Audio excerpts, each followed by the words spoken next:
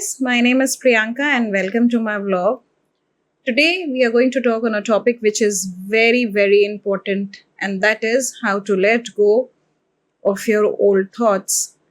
The reason why you are facing a lot of problems in your life is because you cannot let go of anything in your life. You just hold on to things. You are actually a hoarder when it comes to your thoughts. You might have a very clean house, you might have a very clean environment in which you're living. Everything might be neat and tidy about you, but when it comes to your thoughts, have you ever paid attention as to how many old and redundant thoughts you keep in your mind? And these are the thoughts that are creating a lot of trouble in your life. And that is the reason why you feel a lot of anxiety, depression coming in your life, because you are unable to let them go. And the reason why you are unable to let them go is because you feel the moment you let them go, you are going to lose control of your life. The reason why you need to let go of your thoughts is because you need to live a better life, a life without fear, a life without anxiety, a life without stress. And if you want that life, you need to practice a little bit on letting go of your thoughts. Now, the reason why you are unable to find a solution that easily is because you are carrying a lot of baggage.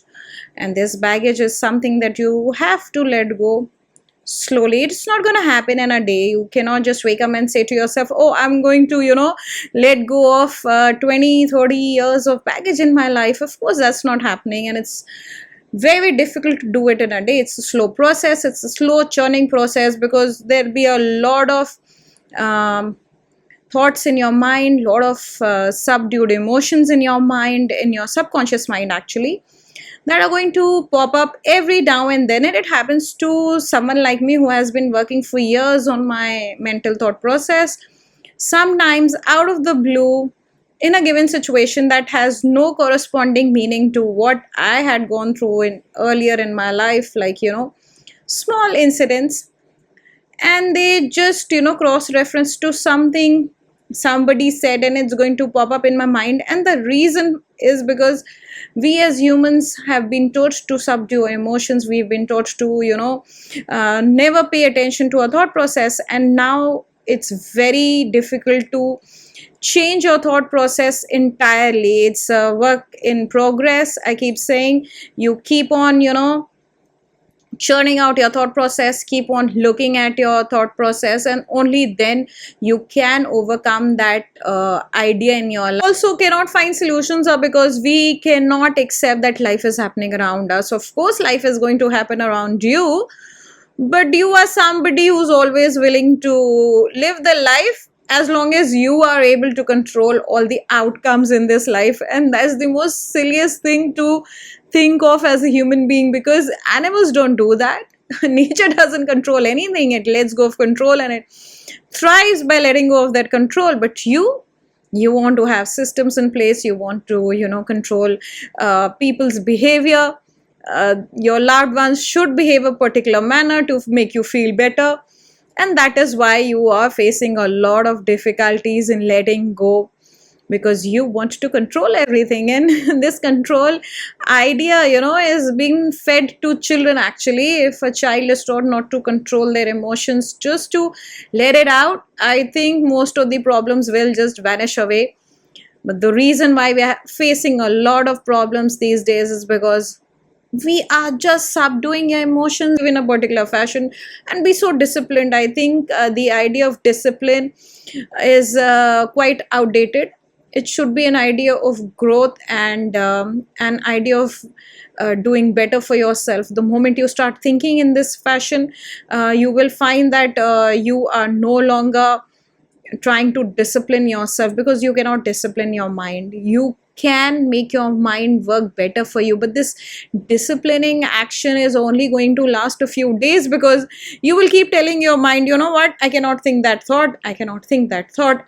And the more you tell it, the more it's going to come to you. The more you try and subdue your emotions or your thought process, the more it's going to come. And then it's going to come in such a big manner.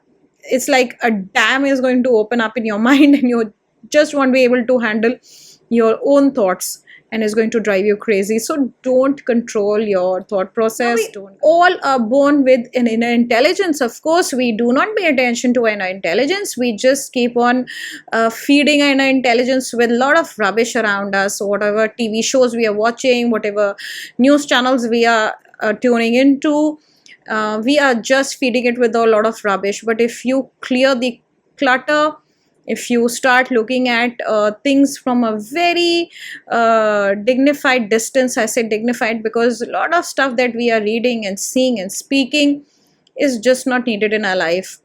And that is coming into your life is because you have a lot of expectations from a lot of people around you, and these expectations, when they are not met, you feel you're cool. First of all, don't have any expectations from anyone around you, because you cannot, as I said in my previous point, control any human being around you or situations. You have to live your life as it is unfolding, and if you do not want to live a life that's unfolding around you, you better be dead, because a live person, a person who's absolutely alive, has to live through a life. Do not have expectations from people around you. Do not have expectations from divine. Instead, work upon yourself. You don't want to work upon yourself and you want to have expectations from everybody around you. And if you do a little bit of work, small little effort you put in, and then you just want a big reward, you want somebody to give you shabashi, that is not happening. You have to keep on consistently working upon yourself. It is not that, you do this mindful work one day and then you leave it the next day. The reason why we are, suffering is because although we go to schools, we go to colleges, we have very good degrees to boast upon, but we are lacking somewhere, and that is lacking understanding of human nature. I mean, we are very intelligent, we are very up to the mark, we have good jobs, we are earning a lot of money, or we are striving to earn a lot of money, we are doing a lot of hard work. But where is the understanding of basic human principle, that is understanding your own self? I think the reason why we are not able to live a happy and joyous life, and I'm not saying you have to be happy all the time, but at least a stress-free life, is because we are not conscious enough. We are not understanding our own mental process. We don't understand this complicated mind that we have, and we assume that whatever teachings that we have had so far are good enough to give us a mental balance. But no, they do not give you mental balance. In fact, there's a lot of stress in school and college kids these days because they're not being taught to listen to their own minds and use their minds. In fact, too much disciplining is happening, and too much of intervention is happening from the adults, and that is the reason why when you turn 20, and I think it's happened to everybody, you find yourself so lost. You don't know what you want to do in life. You don't know what you are. Have that epiphany around 20 years, or now of course it's far earlier, that you don't know anything in life. And the reason why you feel that is because you have lost that connection with your own inner intelligence. Now your inner intelligence is very, very bright. It's very good. It is going to help you lead a very good life, but you are unable to form that connection. You are simply dependent on outside sources for a feeling of stillness, of being centered, and you don't feel centered because you are just hooking on to different aspects of your life, maybe a career, or maybe higher studies, or an house, or a car, and you feel that these are the things that are going to give you a lot of stability and make you feel good. They're temporary feelings of happiness. Not form that connection with your own inner intelligence, you will find that no matter what you have in life, you are disturbed at a mental level. You have to work on your inside. You have to work on this inner intelligence that is going to guide you in every aspect of your life if you make it a guide. But right now, the inner intelligence is somewhere in the backdrop, and you have not really paid attention to the inner intelligence that is inside of you. So one easy way, of course, I say meditation. Now people are going to say it's a repetitive thing, but see, meditation is not just about, it's not a religious aspect. Meditation is for everybody. It's a spiritual aspect. It's an aspect of that every human being should understand and do it, because that is the only time in stillness that you can connect with your inner intelligence. You cannot connect with your inner intelligence when you are, driving your car or working on your laptop. Intelligence is when you take out time to sit still, and that sitting still is something that you will find a little difficult in the beginning, but you will start enjoying it, because it's going to give you that calm sense that you have been looking for or searching for a very very long time. And I know that you have been looking for that calmness for a long time. The reason why you are unable to change your thought process is because you are actually living life from a level of intellectual being. You think that you have learned everything in life, or maybe not learned enough, but you're still very very intellectual. And it comes to others, you keep telling everybody, oh, I know better than you. And when it comes to your own self, you don't know anything. You are just lost.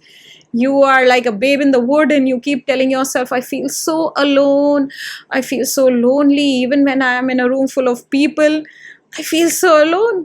The reason why you are feeling alone is because you have not formed that connection with the universe. You keep blaming the universe, you keep blaming God, divine, whatever you want to put tags on.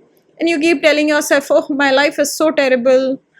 I always get the rotten side of life. I don't have a nice life. I don't have a friend. I don't have a good spouse. I've not been able to get married. I don't have a car. I don't have a house. I don't have the right bank balance.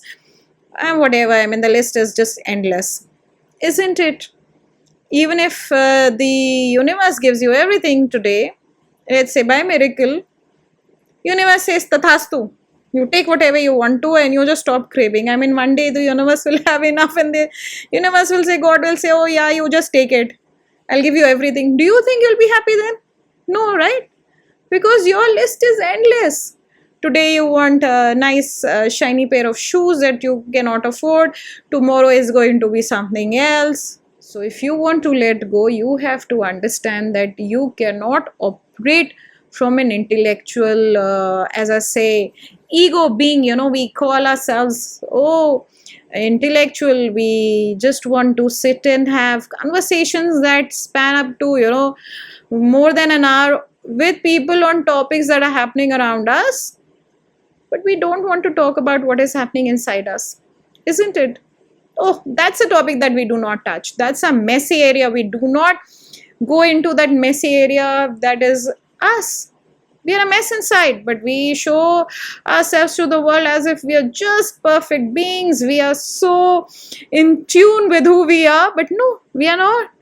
And if you look at nature, if you look at animals, they live day to day, and they know that they have a clock that is running. They know their own mortality. They don't worry about things. Nature is not worried about things. Trees, animals, they're not worried. They're just living life day to day. And but you don't want to live day to day basis. You want to live a life that is going to, you have planned a life that's going to span up to next 50 years if possible. You do not want to look at your own mortality, and when you do not look at your own mortality, you're going to find yourself feeling miserable, because you want to look at things. Oh, how much can I hoard? Oh, this is not enough. 2 houses are not enough. 2 cars are not enough. Sometimes this individual is not enough. Isn't that true? Isn't this what is happening around everybody that you see? Now we want to change individuals also, because we have lost patience, we have lost our ways. We just want to keep on trying new things and keep on just moving from one place, one thing, one person to another, and we hope that we are going to feel better about ourselves. Build up around yourself, about yourself. If you think that you are somebody, you're anybody, then you need to let go, because your ego mind is actually the one that is operating right now. If you want your mind to become stable, if you want to let go of all of the negative thinking, then you have to make this version of yourself die. And I do that too. I have always, you know, taken out my versions, and of course I cannot reveal what version I'm on, but every time I do better for myself mentally, I tell myself this is a new version that is coming in, and this new version is not going to take on, what the last previous version of me was doing. It's going to change certain habits around me, and you can do that too.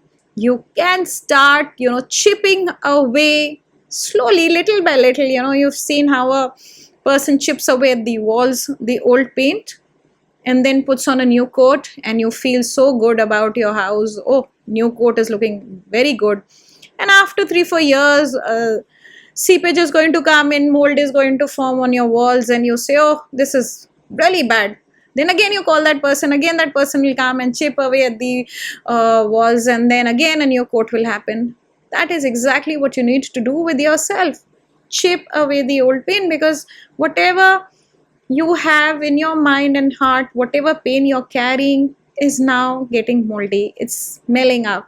So remove that pain, and remove that thinking. Do not imagine yourself to be one individual that was born and is going to die in, a boxed format. You are not an individual who can live in a boxed format. Nobody is, but we expect ourselves to live a life, in just one thought process. We think that life is all about being somebody, being an individual who has name, title, everything.